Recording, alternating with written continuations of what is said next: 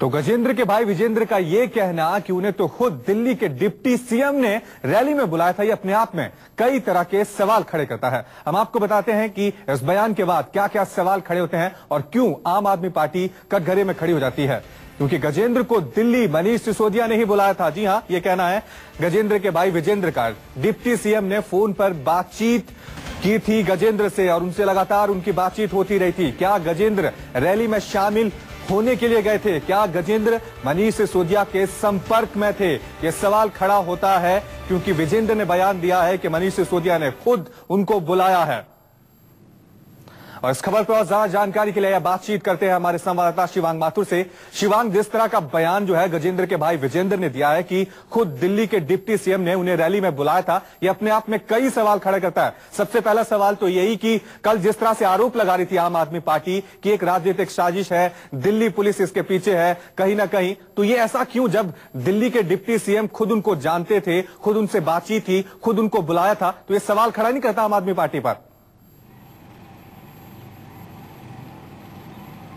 देखिए, बिल्कुल रवि, जाहिर तौर पे एक बहुत बड़ा आरोप इसे मान सकते हैं या एक बहुत बड़ी बात के तौर पे इसको आप देख सकते हैं कि दिल्ली के डिप्टी सीएम मनीष सिसोदिया ने उनको फोन करके बुलाया था, ये उनके भाई का कहना है। और ऐसी बात गजेंद्र ने ही अपने छोटे भाई को बताई थी कि मुझे दिल्ली से मनीष सिसोदिया का कॉल आया है और इस तरह के धरने में मुझे शामिल होना है। और वो इस बात से हताश भी थे कि जो नेता थे वो उनसे मिले नहीं।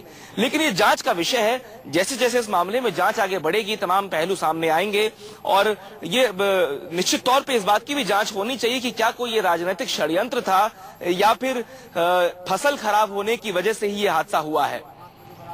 शिवांग, कहीं ना कहीं दिल्ली के डिप्टी सीएम की जो चुप्पी है, जो खामोशी है इस पूरे मुद्दे पर, क्योंकि अब उनका नाम भी आ रहा है कि वो उनको निजी तौर पे जानते थे और उन्होंने ही उनको बुलाया था, तो वो वहां पर चुप रहे, 20 मिनट की दूरी पे थे, ना ही उन्होंने गजेंद्र को रोकने की कोशिश की और अपना भाषण भी देते रहे। तो कहीं ना कहीं आम आदमी पार्टी सवालों के घेरे में आ गई है और जो दिल्ली के डिप्टी सीएम है उनकी चुप्पी अब सबको खल रही है। देखिए, बिल्कुल जैसा आपने कहा, मंच पे तमाम नेता मौजूद थे। आशुतोष हों, कुमार विश्वास हों, संजय सिंह हों, अरविंद केजरीवाल हों, मनीष सिसोदिया हों या गोपाल राय हों, तमाम आम आदमी पार्टी के वॉलंटियर मौजूद थे, बड़े नेता मौजूद थे और कोई भी मंच से उतर के किसी ने जाना भी मुनासिब नहीं समझा उस व्यक्ति को देखने के लिए, गजेंद्र को देखने के लिए। भीड़ में से ही 3 व्यक्ति खड़े होते हैं और इसमें एक बहुत शर्मनाक बात यह भी है, मैं आपको बताऊं, कल क्योंकि मैं खुद वहां मौजूद था, दिल्ली पुलिस के तमाम लोग, कई टुकड़ियां वहां मौजूद थी, लेकिन किसी ने ये जहमत नहीं उठाई कि उस गजेंद्र को पेड़ से उतारा जाए, बल्कि भीड़ में से ही 3 युवा खड़े होते हैं, पेड़ पे चढ़ते हैं, उनको इंस्ट्रक्शन दिए जाते हैं और फिर वो गजेंद्र का जो पार्थिव शरीर था उसको पेड़ से उतार के लाते हैं।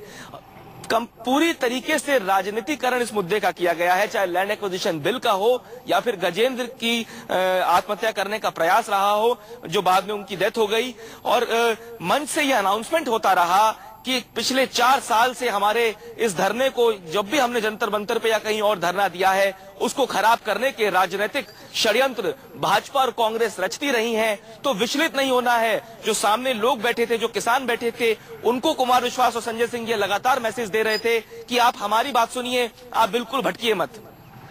शिवांग, ऐसा जैसा कि आपने बताया हमें कि गजेंद्र सिंह का पार्थिव शरीर वहां गांव में पहुंच गया है, तो आप ये बताएं कि कब उनका अंतिम संस्कार होना है और कौन कौन बड़े बड़े नेता इस अंतिम संस्कार में शामिल हो सकते हैं?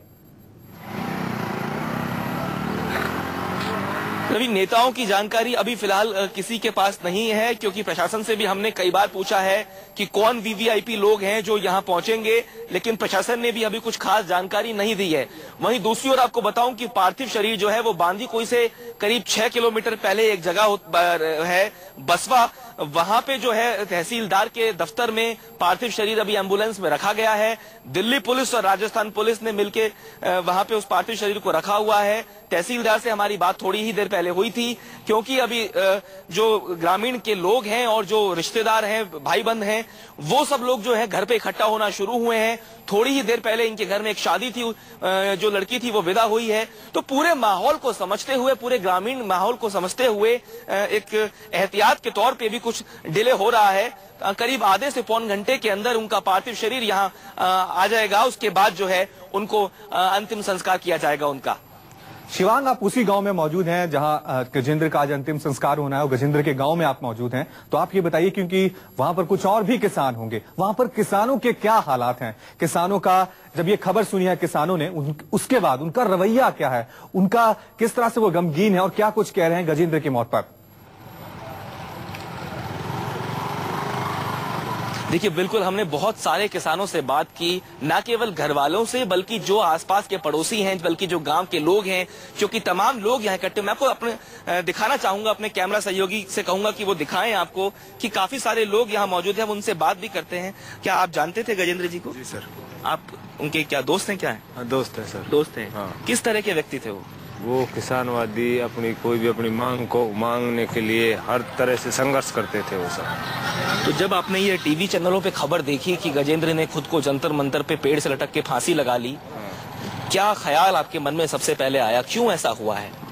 वो तो फसल वास्तव में नुकसान हुई है, खुद की भी हुई है, क्षेत्र की भी हुई है, तो क्षेत्र की मांग के लिए, किसानों की मांग के लिए उन्होंने ऐसा किया है।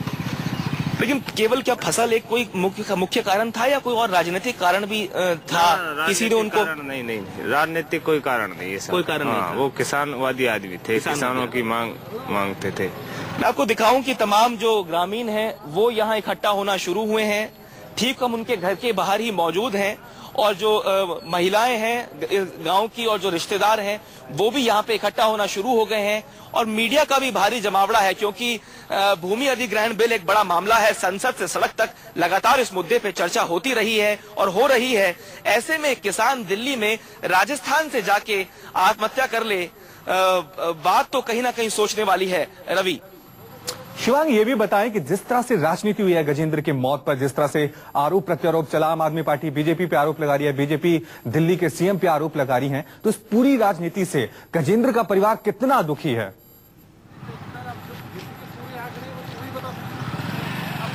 देखिए, रात का समय यहाँ पे ऐसा था, जब मैं बीती रात गजेंद्र के घर पहुंचा था तो हमें तो ये भी जानकारी दी गई कि परिवार को सूचित ही नहीं किया गया है, बल्कि टीवी के कनेक्शन तक काट दिए गए हैं, क्योंकि घर में शादी का माहौल था और जो इनके माता पिता हैं वो काफी बुजुर्ग हैं, उन्हें सदमा ना पहुंचे, उन्हें ठेस ना पहुंचे, इस वजह से टीवी के कनेक्शन भी काट दिए गए थे, उनको बताया भी नहीं गया था।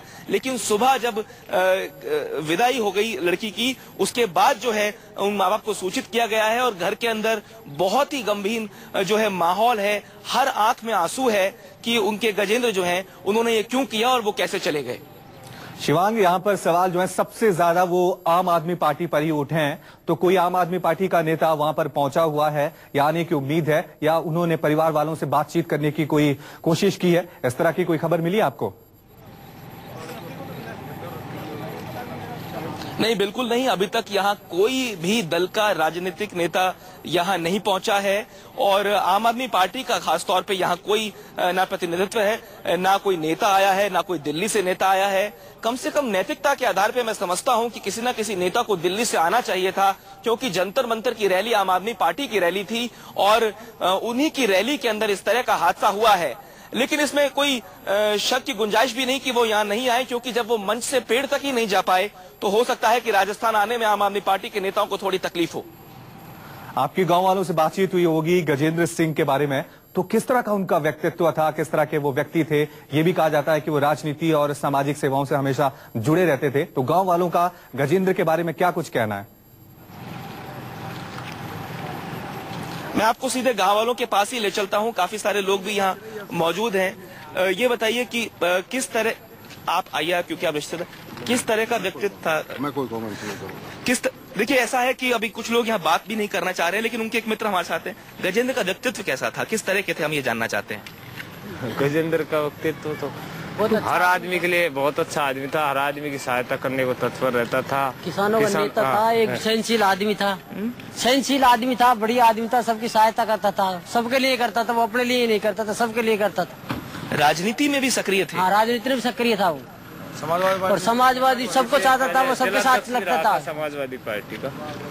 शिवांगी से ये भी पूछे कि जिस तरह की राजनीति गजेंद्र की मौत पर हुई है, तो गांव वालों का क्या कहना है उसके ऊपर? गांव वाले किस तरह से रिएक्ट कर रहे हैं? नहीं था उसका।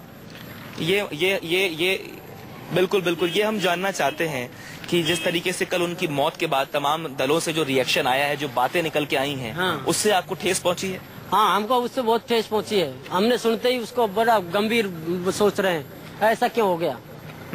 उसके बारे में क्या कहना है जो इस बात पे जो राजनीतिक दल चाहे बीजेपी हो, आम आदमी पार्टी हो, कांग्रेस हो, जिस तरह की बयानबाजी कर रहे हैं और एक दूसरे पे जिम्मेदारी का ठीकरा फोड़ रहे हैं। आपसे हम आगे भी इस पूरी खबर पर अपडेट लेते रहेंगे, लेकिन फिलहाल वक्त हो चला छोटे से ब्रेक।